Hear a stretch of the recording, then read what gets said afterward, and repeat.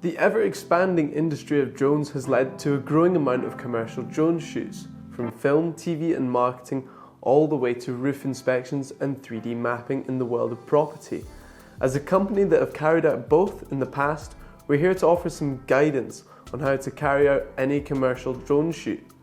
Commercial a lot of the time basically means you aren't flying recreationally or a hobbyist. We're here to talk about if you aren't in that category. From the paperwork and licensing you'll need, to your on-site procedures, and finally, what to do if something were to go wrong. So please remember to hit that like and subscribe button as we get into this video. So let's talk a bit about the paperwork and licensing. So the minimum you'll need in the UK is your flyer ID, operator ID, and specifically commercial insurance for the drone. Make sure to double check this, as there can be differences between the insurance you put on your drone. There will be more info on this in the description down below. Your A2 CofC and GVC is 100% worth getting, as it allows you to fly in more areas with larger drones. It really is seen as your driving license for UAVs. There will also be a link in the description to the company we have used to obtain these licenses, and if you need further training on specific enterprise drones, then that is something that we as a company offer. Something you'll need to do every time before a job is a flight operations plan.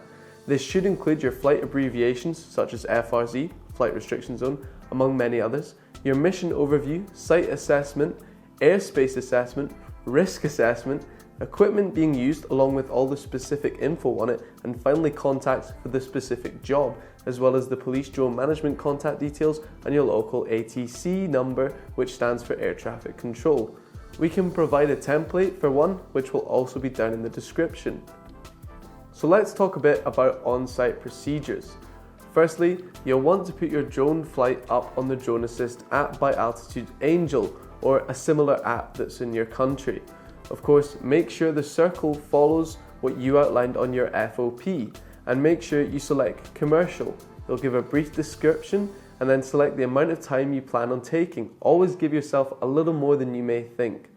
All this just makes sure the world of aviation knows exactly what you're doing. After doing this, which can be done even before getting to your location, you'll want to make sure anyone involved is informed. Set up where your chosen takeoff area was in the FOP, set out cones, signs, and wear a high-vis vest or jacket. People will immediately know who is flying, and it makes you look more professional, which is half the battle.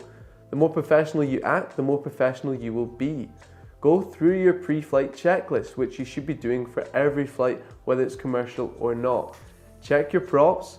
Make sure everything is green and ready to go on your phone or tablet or controller monitor.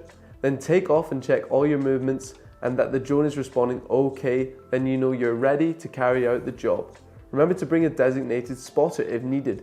It always helps, and it's good to keep an eye on any potential public and wildlife hazards. We were once carrying out a roof inspection in the heart of Edinburgh City where there was a lot of birds nesting on the rooftops. They were constantly flying around, and it was my job to give directions based on a clockwork system of where they were coming from in order to pull up and away from the danger. This is pretty rare, but it gives an example of how an extra pair of eyes can be all more helpful. So in the event of anything going wrong, which is always likely, just make sure to firstly follow the drone code at all times, including your basics of a 400 feet max height, no overflight of uninvolved people, and of course keeping the drone within visual line of sight at all times. We were once carrying out a roof inspection using a Mavic 2 Zoom with a smart controller that suddenly lost feed to the drone. Luckily we could see where the drone was and we still had control of it, so we were able to bring it down safely and figure out the problem.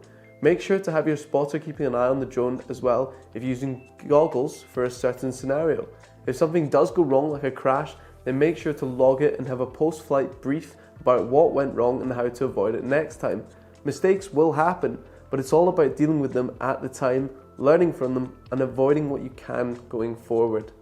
So this was just a brief insight in what to do in terms of commercial drone filming. If you have any questions on specifics like the flight operations plan or maybe a specific job that's coming up for you, then please let us know down in the comments, and don't forget to like and subscribe so we can bring more fun and informative videos straight to you guys. And I'll catch you on the next one.